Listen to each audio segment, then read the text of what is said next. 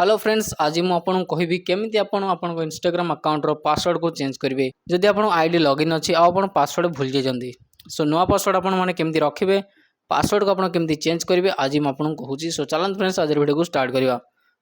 So simply आप Instagram application को open करदे, तापर प्रोफाइल आइकन पर क्लिक करेंगे, तापर आईडी ओपन हो थ्री लाइन पर क्लिक करेंगे, तापर अकाउंट सेंटर पर क्लिक करेंगे, तापर सिंपली स्क्रॉल करेंगे। ये आपको ऑप्शन मिले पासवर्ड एंड सिक्योरिटी, ये क्लिक करदे।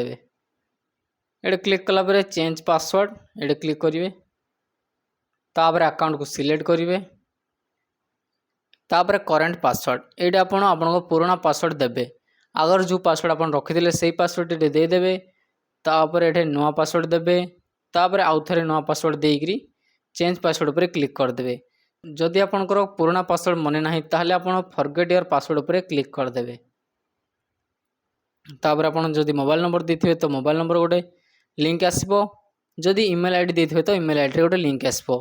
मो पाखकू मो ईमेल आईडी गोटे लिंक आसी, मो ईमेल आईडी ऐड करथिले। सो मो सिंपली बैक करी जीमेल एप्लिकेशन को ओपन करूची।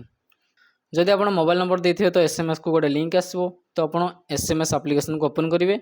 सो मो जीमेल एप्लिकेशन टी ओपन कर दउची। तापर देखो फ्रेंड्स रीसेट योर पासवर्ड गोटे ईमेल आसी, ओपन करवा। देखो फ्रेंड्स गोटे ईमेल आसी रीसेट पासवर्ड ये क्लिक करदवा। तापर आप नुआ पासवर्ड रखिए, ये लिखिए फास्ट, तापर ये आउ थे लिखी रीसेट पासवर्ड पर क्लिक करेंगे। सो मुझे लिखिदे। ये फ्रेंड्स देखु आपड़ एमती कैपिटल देवे, कैपिटल लिखिए, तापर नंबर से लिखिए, तापर स्मॉल रे भी लिखिए, आउ एमती सिंबल गुड़ाक देवे, आउ एमती पासवर्ड टी आपन रखिए। 6 डिजिट रो गोटे पासवर्ड आपन रखिए, स्ट्रॉन्ग पासवर्ड। सो मु पासवर्ड टा रखी दउची। फ्रेंड्स पासवर्ड रखला बेले जदि सजेस्ट स्ट्रॉन्ग पासवर्ड एमती ऑप्शन आसे ताहले आपन गूगल कहूची जे से पासवर्ड को सेव कर दबो। से आपन गोटे पासवर्ड टे देबो। जदि आपन एटे क्लिक करिवे तो गूगल आपन गोटे पासवर्ड टे दे देबो। यूजर नेम टे दे देबे, जेमति मु दे दउ छडे यूजर नेम। देखंतु यूजर नेम दे देली मु, तापर यूज पासवर्ड पर क्लिक कर देबी। तो एई जीमेल रे मो पासवर्ड सेव रही जिवो। गूगल मो पासवर्ड को सेव कर देला। जेतेबेले मु पासवर्ड भूल जीवी तो मो फोन रु पासवर्ड बाहर करके एड दे पारबी। सो मो फोन रे पासवर्ड टा सेव रही जिवो।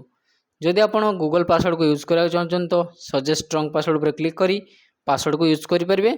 ता द्वारा आपण फोन रे पासवर्ड सेव रही जिवो। जदि आपण निज हिसाब रे पासवर्ड रखा चाहछन तो एटा काटी देबे, तापर निज हिसाब रे पासवर्ड देकी सिंपली रीसेट पासवर्ड पर क्लिक कर देबे।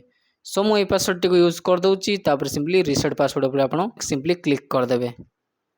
सो तापर आमर पासवर्ड चेंज हो गला। सिंपली बैक कर देबे, आमर पासवर्ड एबे चेंज हो गला। सो एमिति आपण माने पासवर्ड को चेंज करि परिबे।